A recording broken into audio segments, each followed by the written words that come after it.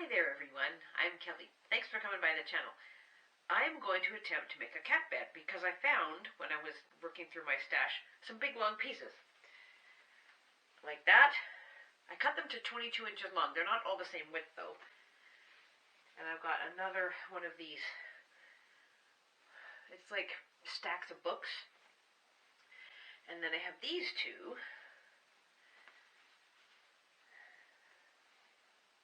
So I'm going to figure out, actually I have three of these, pardon me, three of these big long ones. I'm not sure if I'll use them all. I got to figure it out a bit more.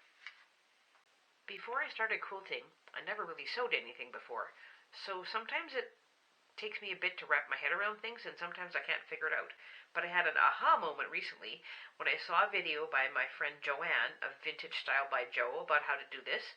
So I'll link that video in the description box. And I think what I'm probably going to do is sew these together like this, and then maybe sew these ones together so it goes this way, but obviously I'm going to have to get another chunk of something else out of my stash. I'll see how it goes. So, what am I going to use for stuffing? Well, the contents of my garbage, for one thing. Whole pile of stuff. Bits of batting that are probably a little bit too skinny for much of anything. And I'm just going to take my rotary cutter and my scissors and just go cut, cut, cut in little bits. Stuffing. Voila. Joanne said that she did her long seams with her serger, but I don't have serger, so I'm attempting to do this double overcasting stitch, and that's the parameters from what my manual says. So let's go over here to the machine. I got my tension on 4. And I'm on stitch 12. And I'll show you what it looks like. I'm going to try and hold this one-handed and give you a little machine in action with my phone. We'll see if it works or not.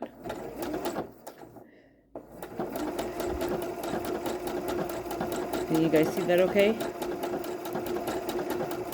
The idea is to have the needle swinging right just off the edge of the fabric, according to what my manual says, and I pretty much got that. Sometimes it comes in a little bit. On the orange fabric here, you can see the stitch, what it looks like a little bit better. Not too bad, but I did veer in a little bit. I think it'll be helpful just to keep everything strengthened a little, though. I found a piece of stash, this kind of mottly orange. I think it looks okay. So I have one that has this with the multicolor, the library book stacks, this orange, and then the other one, which I haven't pressed yet, has the books in the middle. And they are 21.5 inches this way and 22.5 this way. The pieces are pinned with right sides together, and they're both oriented the same way, with the light color going this way. I've pinned all around, and I'm going to leave myself a large gap at the top. And once I've done sewing all the way around, I will flip it right side so that it's right sides out and show you what to do next. I have sewn the two pieces together with a 3/8 seam. At each corner I did a little back tack before I did the pivoting, and I have trimmed off the extra fabric on the corner so when I turn it around the other way, there will not be as much bulk. To make the edges secure, I've gone around and done a top stitch all the way around. The opening's up here. This is where I got stuck until I saw Jo's video. I have drawn a line 5.5 inches in from each edge, all the way around. So, like this. There's my line. Some of it's in green with those pens that disappear with heat. Some of it's in white because you can't see green on the blue. This is a chalk pencil, and I've gone here and I've made a mark there and a mark there. Big asterisk. I'll scoot this down a bit so maybe you guys can see it better. I'll have my camera high up for better framage, but sometimes it's hard to tell.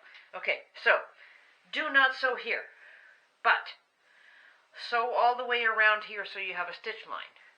Then what you do is, you stuff the inside part, much as you can. And then it's going to be harder to do, obviously, because you'll have this part stuffed. But after that is stuffed, and then you sew it closed, then you stuff the rest of it, and then sew it closed. I hope this works. Jo's look great. I'm going to follow her example. We'll see what happens. I sewed around the middle of this pet bed with blue thread, and I did good hard back stitches. Let me scooch up a little bit. Right there at the ends. I also dropped my stitch length down to 1.8 stitches per inch instead of the default of 2.2. And now I'm going to stuff from here and get this inside bit all stuffed. I've got the middle part stuffed and then sewn up again. It'll massage around as the animal lays on it. My daughter and her friend have a cat, so now just have to stuff the rest. And it'll be a little tricky because I have to maneuver my way around in there, but it'll work. We'll get there. And I have quite a bit left in my bag here, and if not, my garbage can is also already full again, so I'll just chop all that up too. For the last 10 days or so, as I have been working on projects and trimming and cutting and whatever, I have filled up my garbage can several times with scraps, and then I have cut them up. And all I have done is take a handful from the bag and shove them down the side here. Now, you got to be careful, because you got to go down the side and then down the side and push it around the corner and then fill this up more and then fill this up and fill this up. So basically what I did was I started in the middle. So I shoved my hand in, stuff the middle, go around this way, and then shove my hand in this side and stuff the middle and go around this way. It's pretty close now, but I'd like to get it done, and I don't really have any more scrap left. So I went in my cupboard and I dug out this high loft polyester fill. So I'm going to grab that and stuff it in and get this thing finished. And then, once it's suitably stuffed, all I have to do is sew the opening shut, and the bed is good to go. There we go, sewn. Now, this side is not as stuffed. It's hard with all the stuffing being in here and trying to fall out when you're sewing it. And I had to go back and forth several times just to make sure all the edges were caught, because of course it likes to slip and the bottom slips underneath, and I think I'm sewing and I'm not, just because it's really hard to get it closed. So, it is what it is. It's a cat bed. Isn't going to matter. Thanks for watching.